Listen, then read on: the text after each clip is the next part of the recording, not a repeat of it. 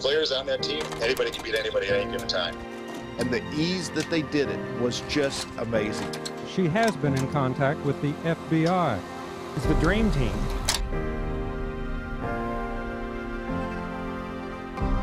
It was like a dream. Dreams can be so fantastically unrealistic. Dreams are short, yet spectacular. Many can forget dreams moments after they happen. All of this is true for the SMS Racquetball Bears of the early 90s. Oh, not a lot's changed here. It's been 30 years since Michael Engelmeyer first walked onto this court inside Hammond Student Center. Let's see if I hit the cup. The coach, George, seen me in here on this court, actually court 2, and he called me Legs and said, Legs, we're going to play 1 game to 15. And he said, if you win, you're on the team. What Michael did not tell Coach George Baker was that his father coached Marty Hogan, a racquetball icon of the 1980s. Engelmeyer won his spot on the 89-90 Bears team, the first of many moves in a matter of months for Coach Baker. I remember asking George Baker once, I said, hey, how did you get these guys? Big old George says, I have my ways. Those ways reached all the way to Canada, landing one of the nation's top athletes. George said, in his way, Simone Roy will be attending Southwest Missouri State, and we're going, wait. He was going to make a record team, and he was really on the path of recruiting to have the best team in the nation. And at the end, he did. With Simone Roy and other recruits, the Bears had immediate success, sending some racquetball players to the Intercollegiate Nationals in 1990. And while there, George continued his recruiting. I ended up playing against Simone Roy. In the national quarterfinals, Derek Robinson lost to Roy in a tiebreaker. The JUCO athlete made quite the impression with Coach Baker, leading to his SMS offer. He felt that my game style, maybe a little bit of tenacity, and even though in a loss, was always fighting till the end. The Bears roster was shaping up well, but George Baker knew he needed one more piece. I was sitting with another team member over at an apartment, and he had told me that Sweens is coming here. At the time, Tim Sweeney was the 3rd-ranked amateur on the Pro Tour. This is a guy that you read about, and he's coming to play on the same team that you are. He had endorsements, confidence, and now a scholarship in Springfield. I'll work with you on getting the scholarship and whatever you need to succeed at SMS. I just want you to win a national championship for Springfield, Missouri, and Southwest Missouri State University. So George was very local. He was big into Springfield. For the 90-91 season, with Tim on board, George Baker's Bears were ready to take down the perennial national champions out of Memphis State. That's the mind of a winner coming in, and it just followed right on down the line. By the spring of 1991, Sweeney was leading a full roster of Bears to Phoenix for the National Intercollegiates. Their true talent was just the ease that they did everything. Their touch, I mean, they could hit it 1,000 miles an hour, or they could just dink it. SMS had 6 national champions sewn up, but needed lucky number 7 for the team title. And it all came down to Sweeney. I learned so much from him because I learned what it took to really get through that finish line. To cross that finish line, Sweeney had to beat Jimmy Floyd, who had a national championship and a national runner-up already on his resume. I was considered a power player. I like to think I don't have any weaknesses. I'll see what Derek and Simon says. He put a lot of pressure on you as a player when he was playing well and doing those things with the power and the flat ball that he hit. Very powerful, great serve, quick. He had it all. With a packed crowd watching, Sweeney serves up 6 aces in the first game, and in the second, when his serve wasn't working, his power takes over. SMS claims the national championship. You're setting the stage for the approach of world championships to follow. And the overall, with 36-42 points, Southwest Missouri State. From obscurity to an obsession, an SMS club sport is celebrated on campus. This is bizarre. I'm signing an autograph. But this buzz that happened on campus was such a fun ride.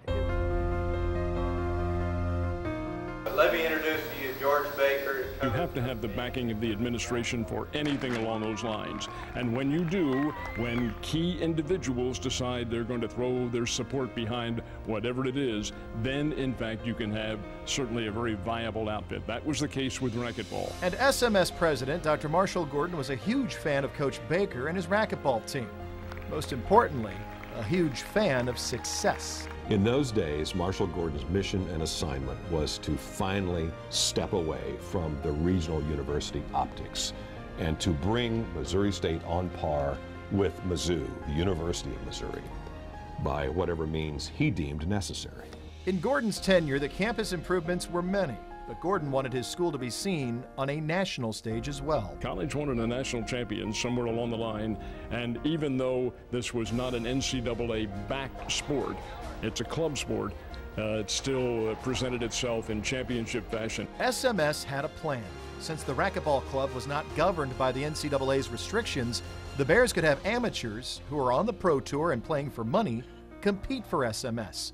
They would give them scholarships out of the General Scholarship Fund. There are no grade point requirements for this scholarship under university policy. SMS Regent Bob Blakemore says the scholarship can recruit students that will be an asset to the university. In other words, recruiting some of the top amateurs in North America was totally legal. So right here where we sit is you would turn around Plein, and there's Dr. Gordon smiling and watching.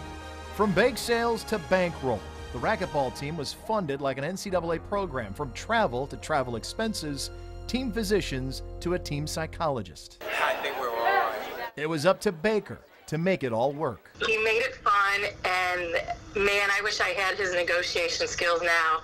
He was a great negotiator, and I wish I had known everything that went on behind the scenes. George Baker had been coaching racquetball at SMS since 1981. He had an eye for talent, producing a handful of national champions before this run in the early 90s. He's a cross between Louis Gossett Jr. and the fact that he's a drill sergeant, an officer, and a gentleman. And he's kind of the Don King of the racquetball world. And he always operated in the best interest of this university. And more importantly, he always operated in the best interest of his players. Very even keel guy, really focused on the positives. You can only control what you can control. And soon, that life lesson would present itself to the Bears team. It just happened so quickly in front of us.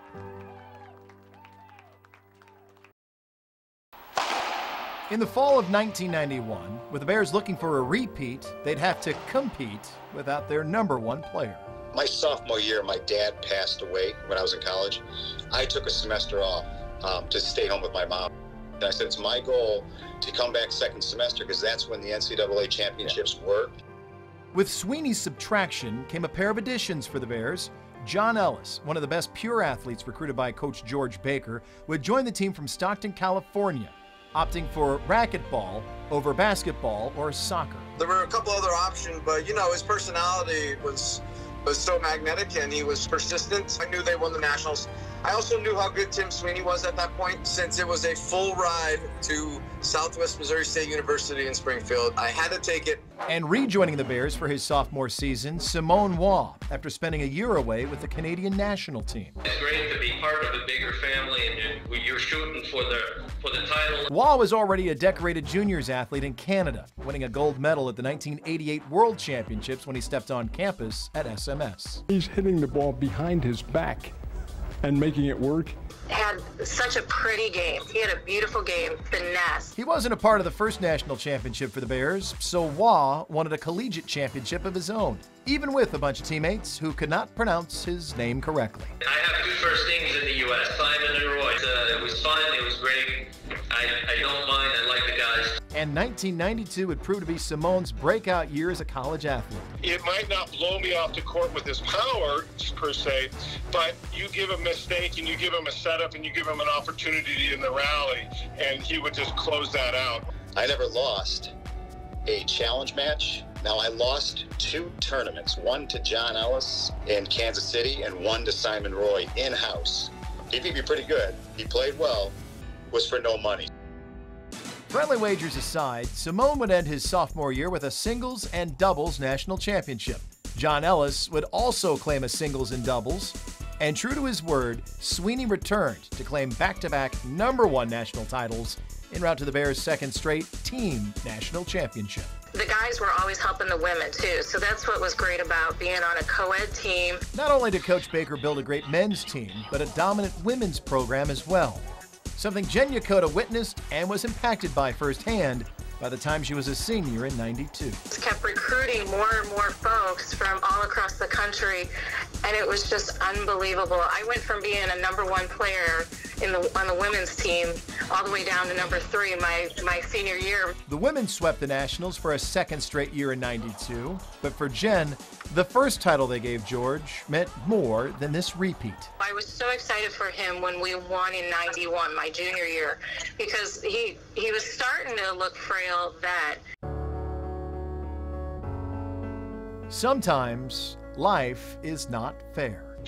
Yeah, George is, one of those things that I have a lot of emotion when I start to talk about, somebody that was so impactful in my life. At this time, head coach George Baker had to step away from the team he built as he crumbled fighting cancer in front of his players. He got extremely ill in an instant, and it was sad because it just happened so quickly in front of us. We kind of got the team together. I was kind of concerned about where George was in his health, and I distinctly remember we were in his apartment.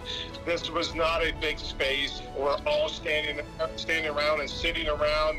A lot of appreciation and thank you. It's one of the more touching things that I take away from George. Great man to be around, great heart. Sad was not having the same person who recruited all of us, not having that man that had such a big stature. Baker was confined mainly to his apartment. The caring leader now could only watch his dream team from afar. We knew that we kind of had to pick ourselves up, and that's where your strong leadership at the top comes in.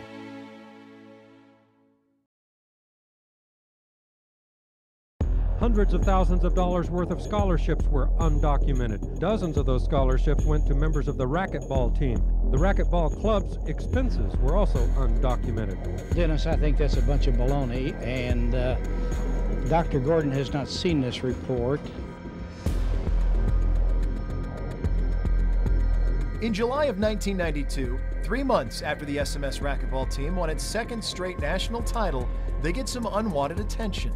The team is mentioned twice in a state audit of SMS and its president, Dr. Marshall Gordon. All university presidents, past, present, future, have one job: leave the campus architecturally, financially, and institutionally better than they found it. Marshall Gordon is no exception. On page 4, Auditor Margaret Kelly unveiled highlights of the audit the Board of Regents asked for after the Juanita K. Hammonds Hall ended up being more than $6 million over budget. And that project was just the beginning. Several department budgets were overspent. In construction projects, state purchasing procedures were regularly circumvented, as were state bidding procedures. Many projects were never advertised for bids. 2 items glossed over at the time related to scholarships given to the racquetball players and the money set aside to supplement the team's expenses. At first, we didn't know what was going on, because like I said, the players aren't involved. We're here to play racquetball. Nothing was underhanded. It's just how they wanted to direct certain dollars in different buckets. And they chose to do that, and it was philanthropic. We brought a national championship, and they gave us the value of an education. Then I think almost every one of our players graduated. That stayed at school, to be fair. The university would go on to honor the team's existing scholarships.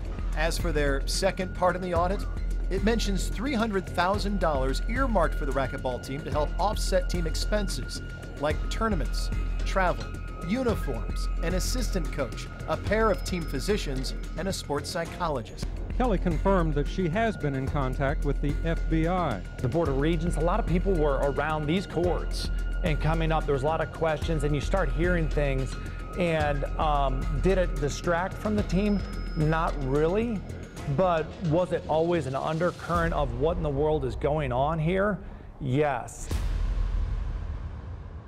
That year, I remember, I think we were all so much stronger. For the 1992-93 season, if it's all about the size of the dog in the fight, everyone was turning to 6'4", 210-pounder Big D Derek Robinson. We always referred to him as the Giant Slayer. You stepping in the court with him, you're going to have a hard time because he's going for every shot. And Big D finished off his junior year as the singles national champion. a doubles national champion, and a part of the 3-time SMS Bears national championship team. Everybody was fighting all year long, and it's almost like when we got to the collegiates, we've been fighting for 6-7 months just to be on this team to go play. There was a lot of medals around my neck, you know, it made it happen. Helping keep the team focused, Jim Trammell, the former assistant coach who is wrapping up his first full year as head coach, taking over for George Baker, who had to step away for health reasons.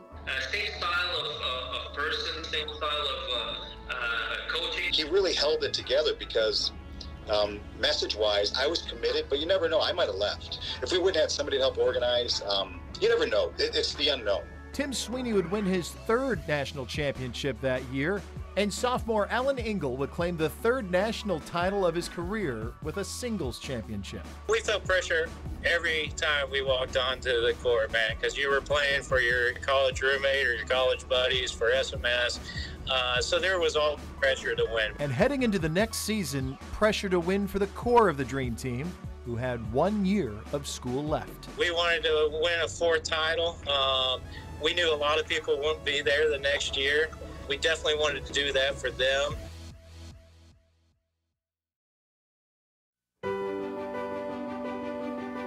There'll never be another team like that. Talk about the level of what they recruited to get a dynasty racquetball team. We all contributed in one way or another. The best assembled team in the nation. Our story doesn't have the heroes riding off into a sunset. Following a 4th straight national title for both Tim Sweeney and the Bears, the racquetball world was gushing about SMS. But in Springfield, for whatever reason, the optics from the audit, Dr. Marshall Gordon out as president, or George Baker no longer there to promote his dream team, the Ozarks had no clue of the win. 4 straight titles. That was unheard of. Winning 4 championships for Southwest Missouri State. The only player to do so, I'm very happy to say. Yeah. We were the best team out of 72 different colleges, and we did it 4 times in a row, so that's domination to me. The SMS Racquetball Bears would not win another national championship after 1994. The road stops with the Dream Team's graduation. You've got no scholarships coming back into the program. Unfortunately, you have to have money to create something. It's just the way that it is. And these collegiate all-stars found a different world of racquetball waiting. It's not a great story that I went on to become the #1 player the following year. Tim Sweeney will play for the United States team.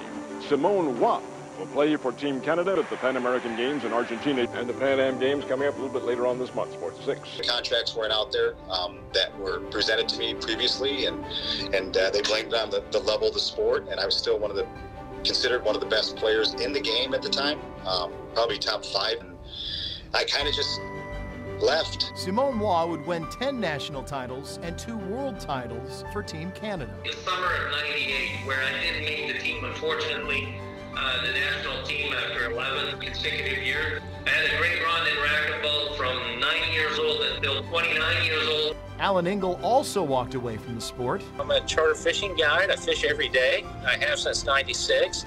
That's all I've ever done. I fish for a living. What is the Big D Roadshow? It is about improving your racquetball game. I became marketable real quick, so people wanted to endorse me. Derek Robinson would go on to win 2 amateur national championships, an Olympic Festival gold medal, to go along with numerous other championships. He was a finalist for the U.S. Open and ranked as high as 5th in the world, spending 10 years on tour. I owe George and Southwest Missouri State, I know, Missouri State now, and all of that to it. His former Bears teammate John Ellis would tour with Robinson over the years. Now he's focused on youth racquetball programs. Incredibly important. Everyone knows that for every sport, for anything in life, really, having the next generation taking part. It was the same passion for Jen Yakota. After graduation, she took over as the Missouri Racquetball Association's president, taking over for her predecessor and head coach George Baker. I wanted to make sure that those kids were able to still play just from an organizational standpoint and have their memberships being processed at the national level. The trophies from 3 decades ago sit in a quiet corner of Hammond Student Center. Every day, people walk by without a glance. It's like wallpaper from the 90s. More nostalgic. I don't really wear it that much. I think my wife forbids me to wear it around. Michael Engelmeyer also left the sport behind and now owns a national commercial advertising company. When in school, he carried a video camera around and caught clips of this special team. Clips that 3 decades later are being used to help tell this story. Just start picking up footage in between as I'm taking a breather. Sometimes if I was winded, I would take a little bit longer of a breather. Southwest Missouri State eventually had its name changed to Missouri State, years after Dr. Marshall Gordon left. No criminal charges ever came down following the audit, and the FBI's case faded away. Ultimately, both George and Dr. Gordon got their wish to see SMS become Missouri State. I know somewhere they're smiling, and I wish they could see this. Just imagine, a university president comes up with an idea to grant scholarships to a coach of a racquetball club so he could recruit the best players in North America. If the school can win a national title, it could put them in a national spotlight, and ultimately that president could go on to change the school's name. This is something great. This is something that happened in Springfield. This is something that we will never see again.